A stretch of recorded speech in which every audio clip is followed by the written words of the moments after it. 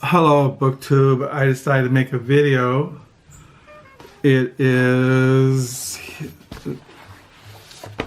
June the 25th, 2017. It is 8:54 at night here in West Michigan. I thought I'd just make a video. It's Sunday night. It's a new week. Next Sunday will be July the 2nd. On July the 4th, there's a giant used book sale in Grand Rapids. I'm thinking about going, but I have to be honest. I don't like driving to Grand Rapids, which is only about 24 or 25 miles from where we live. It only takes about 35 minutes, maybe 30 minutes to get to Grand Rapids. Our oldest son and his wife and our granddaughter live there. We're going there on the 1st of July for have dinner with them, but I just don't even really like leaving the house. I don't mind driving around here in Holland where we live, but when I think about driving outside the city limits, I get kind of freaked. But I think I went last year by myself. I just zoomed over there in the morning. It was a nice day. Got a bunch of used books and zoomed home. So yeah, Carol works that night, so she can't go with me. Sometimes in the past, when we've gone to the 4th of July used book sale in Grand Rapids, she has gone with me and driven, but she's working. So I don't know. I'll see how it is. I can't drive in bad weather. If it's raining or storming or foggy or anything, I can't go either. I can't drive in any kind of bad weather, fog, snow, rain. I just can't. So anyway, I was just going to talk about what I've been reading since my last video, and I really haven't changed much. I've been reading William Perkins, Volume 4, his exposition on the General Epistle of Jude.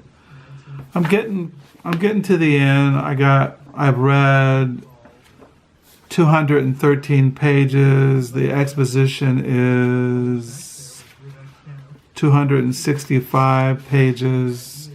So I got that much to read. The next treatise is on, I'm not sure if I'm going to read it, but the next one is on a godly and learned exposition on or commentary upon the three first chapters of the Revelation, preached in Cambridge by that reverend and judicious Divine Master William Perkins in 1595. First published for the benefit of God's Church by Robert Hill, Bachelor of Divinity. So I don't know. We'll see how it goes. I haven't got burnt out on William Perkins yet, but we'll see. So yeah, I got that much to read. Well, how much? I got that much to read on William Perkins. On the General Epistle of Jude. And, I've been reading William Perkins' little biography. No, I haven't read this. I was reading, I mentioned I got out Thomas Manton, who was another 17th century English Puritan. He wrote a commentary, a practical commentary or exposition with notes on the Epistle of Jude. This is in Volume 5 of Manton's Complete Works. I showed those 22 volumes. And I've been reading The Spiritual Brotherhood, Cambridge Puritans, and the Nature of Christian Piety. I finished the chapter on William Perkins, and I start reading chapter 3, Paul Baines, Ministering to the Heart Set Free. Paul Baines was another English Puritan. He wrote a very famous commentary on the Epistle of Ephesians. He wrote many things, but he's not been republished except his commentary in Ephesians, which goes for around $50, a reprint. It's online if you want to read it, but I don't have anything by Paul Baines in my library. But, you know, to be honest, if you read the Puritans, after a while, they kind of all repeat themselves. Maybe there's a different style of how they write or how they speak, but the same theology, the same spirituality can be found. So that's why I think I told you I read them for so many years I got burnt out. That's why I'm so surprising. I'm finding myself reading the Puritans. Well, William Perkins, I've been reading it for, I don't know, at least 2 or 3 weeks, and I haven't gotten sick or burnt out. But once again, I'm really just studying a portion of Scripture. I'm not reading like a treatise on true and false conversion, or I'm going through verse by verse in the Epistle of Jude. And so I'm really just studying a portion of Scripture. So maybe that's why I haven't got burnt out. Besides that, I've been reading Samuel Pepys, The Unequalled Self, a biography by Clarke Tomalin. And so that's what I've been reading since my last video. These are Samuel Pepys' diaries that I showed him. This is the shorter Pepys. And then you have the complete diaries. And as I mentioned, he only wrote when he was young. About I think I wrote down his years that he lived. And he lived, you look at this, I wanted to get exact years of his life. Let me see, I wrote in my diary. Samuel Pepys was born in 1633 and he died in 1703. So, and these diaries are from 1659, the first volume, to 1664, and the second volume from 1665 to 1669. So, he lived almost another 47 years after he wrote these, if I got that right. So he lived to be let me see, this was in 69, we're 70, maybe 21 years. No, wait a minute, yeah. He was born in 1633 and he died in 1703. So he lived to be a quite old man. So anyway, I think he lived at least 40 years after he wrote these in his youth, his diaries. So yeah, I've been reading that. I really have been enjoying the biography. As you know, he lived at the same time as the 17th century English Puritans. And as you read this biography, it was during the Cromwellian Revolution, or the Civil War, and Cromwell beheaded Charles I and set up the Commonwealth and set up Cromwell was a supporter of Puritanism, and there were many Puritans in his armies, and chaplains were very famous English Puritan divines.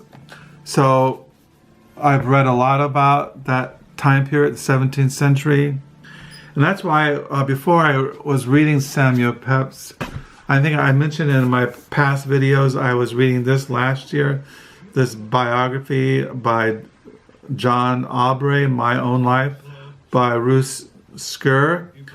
What he did, he wrote this very famous little, he called Aubrey's Brief Lives. And what John Aubrey did, he kept these notebooks or books where he wrote down short biographies of men of his time, scholars, just all kinds of people, politicians, doctors, lawyers, book publishers, Puritan divines, and he wrote little biographical sketches. And he also wrote down, he wanted to keep track of the old England. Like it says here, Aubrey was born in Wiltshire, England in 1626, the reign of Queen Elizabeth, and earlier the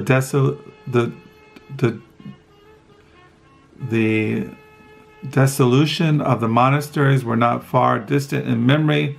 During his boyhood, he lived through the England Civil War, the execution of Charles I, the brief rule of Oliver Cromwell and his son, and the restoration of Charles II.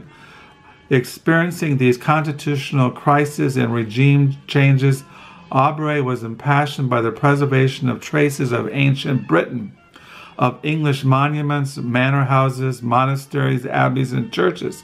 He was a natural philosopher, an antiquaria. He collected old things, old books. A book collector, a chronicler of the world around him and the lives of his friends, both men and women. His method of writing was characteristic of his manner, modest, self-depreciating, witty, and concerned above all with a collection of facts that would otherwise be lost to time. Now, when you read this biography, is very unusual, but what she does is that she just quotes from his writings. Like right here, I was reading today. This was 1655. It says here, January 22nd. On this day, Oliver Cromwell, Lord Protector, dissolved the Parliament. February. Meredith Lloyd, chemist, lawyer, and antiquary, is living near me at Gilder's shop under the King's Head Tavern at Fleet Street. He has collected much information about Celtic languages and Welsh monuments. And then he goes on.